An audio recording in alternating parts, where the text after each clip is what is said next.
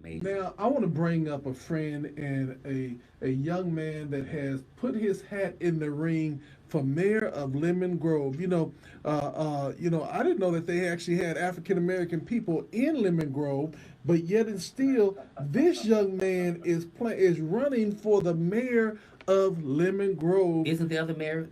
She's African Okay. American too, but I'm like saying just because I'm just seeing more and more African Hmm. Americans in Lemon Grove representing, because we think San Diego is just the only city in a place, In the place, right?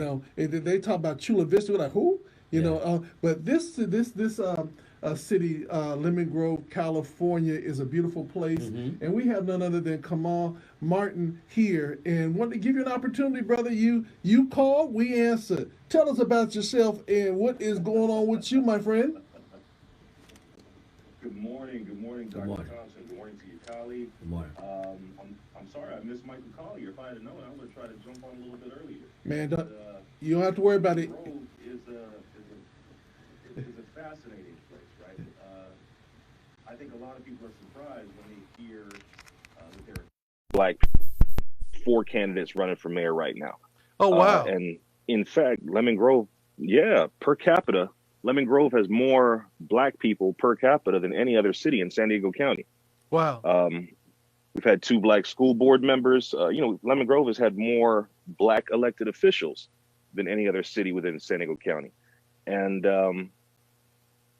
if you're familiar with the area, you'll also know that Lemon Grove really is part of the greater southeastern San Diego, right? Depending on where you live, Hmm.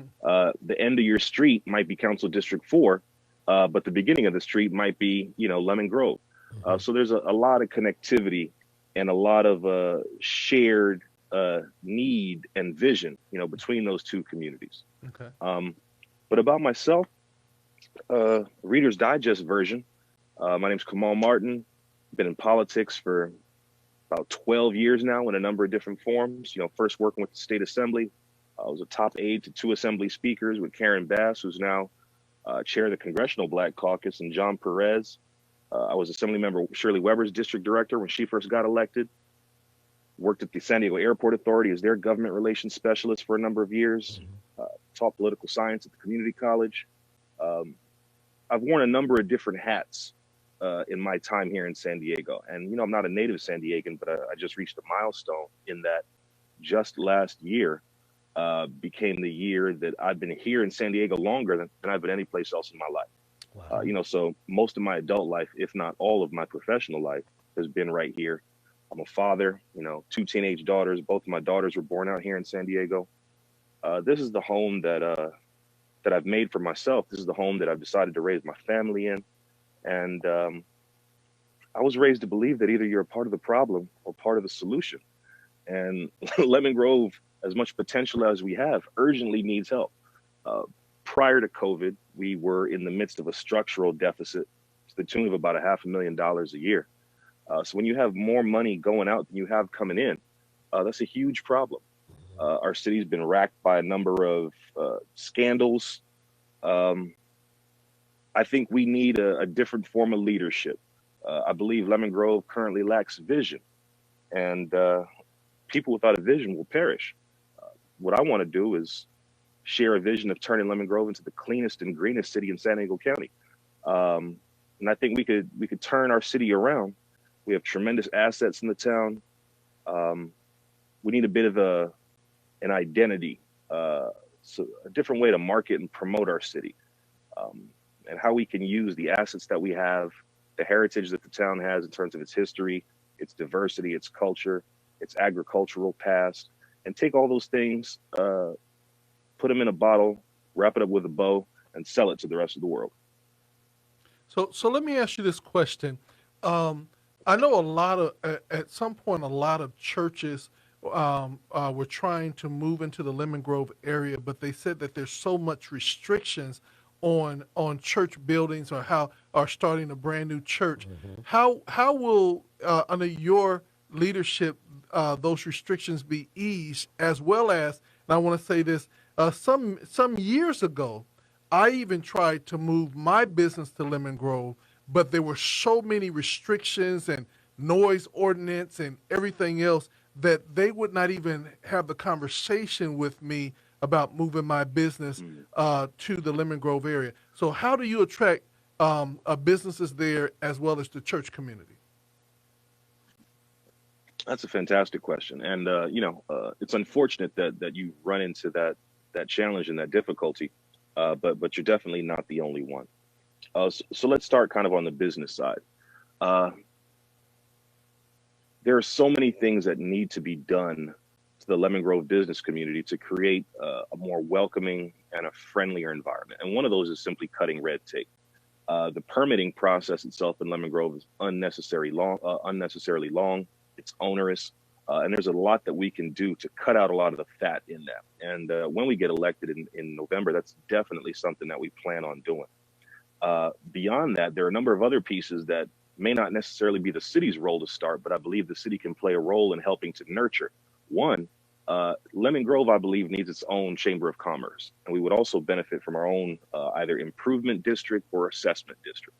Um, that'll allow us to do a couple of things. One, the really vital work of storefront improvement, street cleanup, as well as additional incentive programs around not just fees and permitting, but being able to kind of hand hold new business owners as they walk through the process of setting up a business in Lemon Grove, whether it's a brick and mortar business, whether it's a virtual business.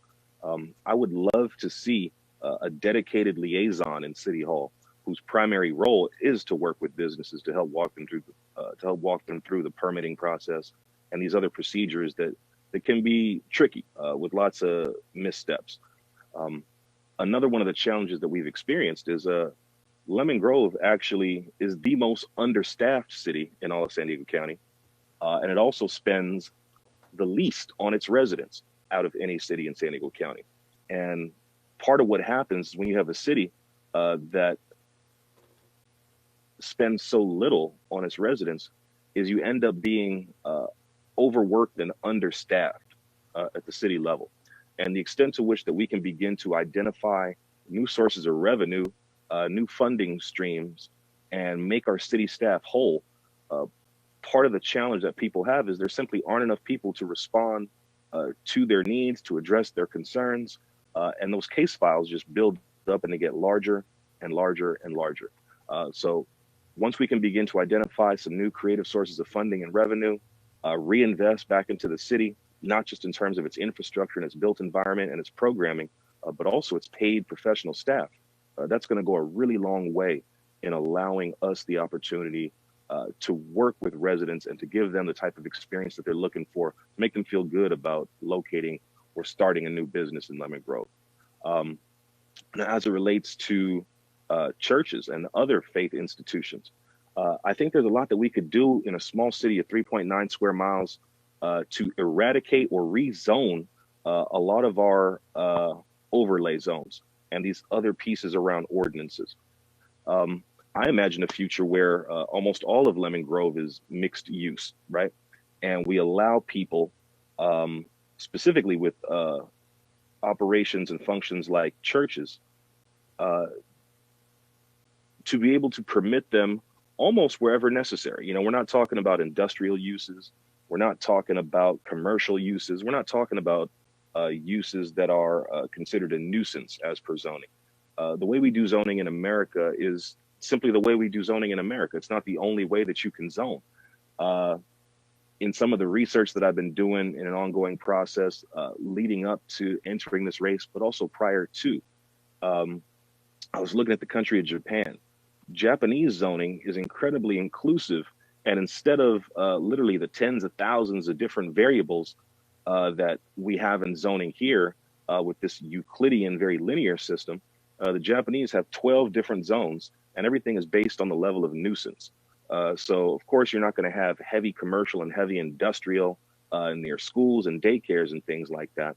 You're not going to have large commercial operations and shopping malls in the middle of residential areas.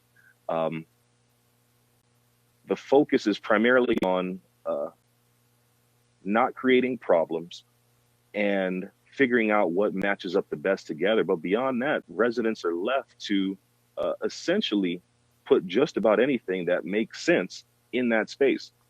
So if it was a residential area, you'd be well within your rights to locate a church or a small store or a little school or pieces like that. So I think we have the opportunity to do a lot of exploration, a lot of experimentation. Um, Again, a town of 3.9 square miles, there's a lot of opportunity, and the interventions that we introduce will also get to see what works and what doesn't work at a much quicker rate than if we were in a town of a larger size. All right, let's go to the first of the year, and let's say that you are now the new mayor of Lemon Grove. Break down very quickly what we will see from your administration in the first 100 days. Thank you so much for that. One of the first things we'd like to do is set up a resident-led economic development community or a committee. The economic development piece is really our highest need and the first priority for our administration. One of the reasons we want residents to be involved is the city needs and our community requires a higher degree of transparency. We really need to find ways to enhance communication, and especially in this virtual era, it was already challenging for residents to attend city council meetings. And a city council meeting isn't necessarily the best place to go get information. You know, it's a place where you go speak on a specific item. More often than not, it's a place where you go to raise concerns or complaints that you have. But it's not really a place where you can go to get questions addressed, specifically if it's not on the agenda. So I also would like to create a process where every month we're doing something like this with residents. It's an informal forum or a town hall, coffee with the mayor, something like that, where people have an opportunity to ask questions, where questions aren't getting filtered and screened. People can interact, they can feel heard, they can be seen.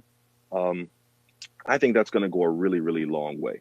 The other pieces that we need to do in terms of revenue is begin the process of re-engaging with the business community to explore some of the items that we talked about, Chamber of Commerce, a business improvement district or an assessment district, but also laying the groundwork for reintroducing a sales tax measure in Lemon Grove.